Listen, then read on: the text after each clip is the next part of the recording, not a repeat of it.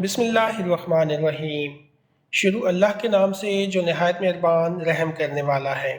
ناظرین اکرام، سانحہ کربلا کے بعد عمر بن سعد نے اپنے لشکر میں سے قتل ہونے والوں کو 11 محرم کو دفن کیا۔ سید زادوں اور اصحاب کے 72 جسد مبارک بے گور و کفن چھوڑ کر اور اہل بیت کو قیدی بنا کر کوفہ کی طرف دربار ابن زیاد کی طرف بڑھنے لگا۔ نواسۂ رسول صلی اللہ علیہ وآلہ وسلم، اہل بیت اور اصحاب کے سر مبارک نیزوں پر ہیں۔ امام طبری روایت کرتے ہیں کہ ابن سعد نے خولی کے ہاتھ امام علی مقام کا سر اقدس ابن زیاد کے دربار میں بھیجا۔ خولی جب کوفہ پہنچا تو رات کا وقت تھا، اس لیے وہ سر مبارک کو اپنے گھر لے گیا اور ایک برتن میں ڈانپ دیا۔ سر مبارک کو دیکھ کر اس کی بیوی سخت ناراض ہوئی کہ یہ تم نے کیا ظلم کر دیا۔ وہ بیان کرتی ہے کہ خدا کی قسم، میں نے دیکھا کہ ایک نور برابر آسمان سے اس برتن تک ستون کی مانند چمک رہا ہے، اور میں نے سفید پرندے دیکھے جو برتن کے ارد گرد منڈلا رہے تھے۔ صبح اسیران کربلا اور نواسۂ رسول صلی اللہ علیہ وآلہ وسلم کے سر مبارک کو ابن زیاد کے دربار میں پیش کیا گیا۔ حضرت زینب اور عبید اللہ کی باہمی گفتگو دربار میں موجود حاضرین پر نہایت اثر انداز ہوئی۔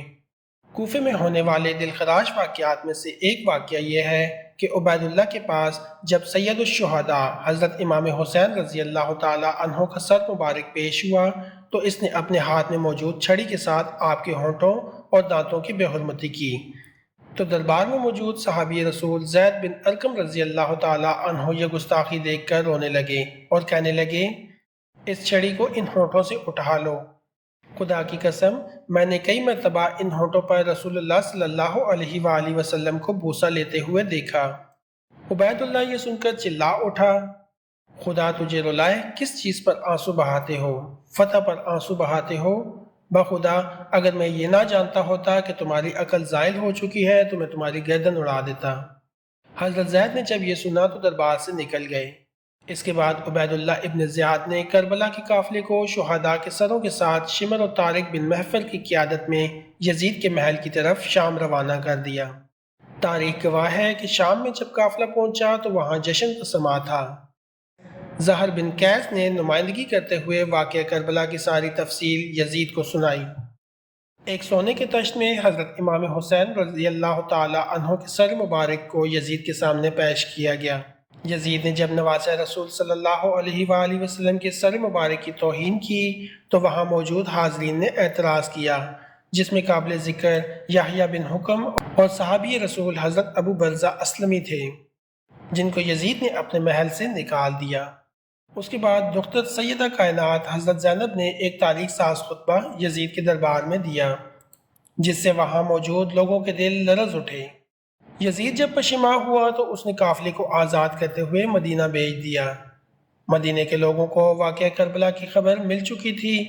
جیسے ہی قافلہ مدینہ پہنچا تو وہاں قیامت برپا ہو گئی۔ حضرت امام زین العابدین کی نظر روضہ رسول صلی اللہ علیہ وآلہ وسلم پر پڑی تو آپ بس اتنا کہہ سکے، یا رسول اللہ صلی اللہ علیہ وآلہ وسلم، اپنے نواسے کا سلام قبول فرمائیے۔ بس اس کے بعد مدینے میں ایک نہ تھمنے والا آنسوں کا سیلاب آ گیا۔ اب آپ کو بتاتے ہیں کہ شیر خدا کے شیر حضرت امام حسین رضی اللہ تعالی عنہ کا سر مبارک کس نے اور کب دفن کیا۔ اس بارے میں 5 روایات ملتی ہیں۔ سب سے پہلی روایت علامہ قرطبی اور شاہ محدث دہلوی سے ہے کہ یزید نے اسیران کربلا اور سر انور کو مدینہ بھیجا، جہاں پر حضرت امام زین العابدین نے سر مبارک کو حضرت حسن یا حضرت سیدہ فاطمہ سلام اللہ علیہا کے پہلو میں دفن کر دیا۔ دوسری روایت میں ابو ریحان البیرونی کہتے ہیں کہ اسیران کربلا نے 40 روز کے بعد کربلا واپس آ کر سر مبارک کو جسد مبارک کے ساتھ ملا کر دفن کیا۔ ناظرین اکرام، تیسری روایت یہ ہے کہ یزید کے حکم پر سر امام حسین کو ہر شہر میں لے جایا گیا۔ اسکلان پہنچا تو وہاں کے امیر نے اسے دفن کر دیا۔ چوتھی روایت کے مطابق اسکلان میں جب فرنگیوں کی حکومت قائم ہوئی تو 548 ہجری میں طلائع بن زریق نائب مصر نے اسکلان سے سر انور کو لیا اور مصر لے گیا۔ وہاں اس نے مشہد حسینی بنوا دیا۔ اس کے متعلق علامہ ابن حجر حتیمی مکی روایات فرماتے ہیں کہ سلیمان ابن عبد الملک نے حضور صلی اللہ علیہ وآلہ وسلم کو خواب میں دیکھا کہ آپ اس کے ساتھ ملاطفت فرما رہے ہیں اور اس کو بشارت دے رہے ہیں کہ صبح اس نے حضرت امام حسن بصری رضی اللہ تعالیٰ عنہ سے اس کی تعبیر پوچھی۔ انہوں نے فرمایا شاید تو نے حضرت محمد مصطفیٰ صلی اللہ علیہ وآلہ وسلم کی آل کے ساتھ کوئی بھلائی کی ہے۔ اس نے کہا کہ ہاں، مجھے ایک ہی بات یاد ہے، میں نے نواسۂ رسول حضرت حسین کے سر مبارک کو خزانہ یزید میں دیکھا تو میں نے ان کو 5 کپڑوں کا کفن پہنایا اور میں نے اپنے ساتھیوں کے ساتھ ان پر نماز پڑھی اور انہیں قبر میں دفن کر دیا۔ تو حسن بصری نے اس سے فرمایا یہی وجہ ہے کہ رسول کریم صلی اللہ علیہ وآلہ وسلم نے تجھ سے اظہار رضامندی ظاہر فرمایا ہے، یعنی تیرا کام حضور نبی کریم صلی اللہ علیہ وآلہ وسلم کی رضامندی کا سبب ہوا۔ سلیمان بن عبد الملک کے بعد اس کے جانشین عمر بن عبدالعزیز نے سر مبارک کو نکالا اور کربلا جا کر خود جسد مبارک کے ساتھ دفن کر دیا۔ ایک روایت یہ ہے کہ کہا جب منصور ابن جمہور نے شام کو فتح کیا تو شہر میں داخل ہونے کے بعد وہ یزید کے خزانے والے کمرے میں گیا، وہاں پر اسے سرخ رنگ کی ایک ٹوکری ملی۔